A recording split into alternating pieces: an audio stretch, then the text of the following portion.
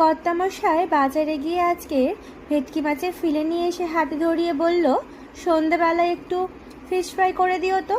তো কর্তামশাইয়ের হুকুম সে কি আর না বলে পারা যায়? তাই জন্য আমি চটপট বানিয়ে ফেললাম ভেটকি মাছের ফিশ ফ্রাই।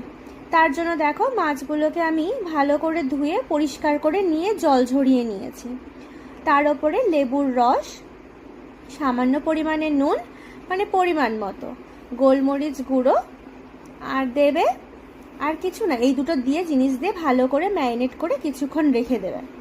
বেশ কিছুক্ষণ রাখার পরে এদিকে আমি একটা মিক্সার গ্রাইন্ডারে নিয়েছি পেঁয়াজ, আদা, রসুন, কাঁচা লঙ্কা, ধনে পাতা আর পুদিনা পাতা, আর সামান্য পরিমাণে চিনি আর নুন, আর তুমি লঙ্কা গুঁড়ো দিতেও পারো, না দিলেও হয়, আর গরম মশলা গুঁড়ো।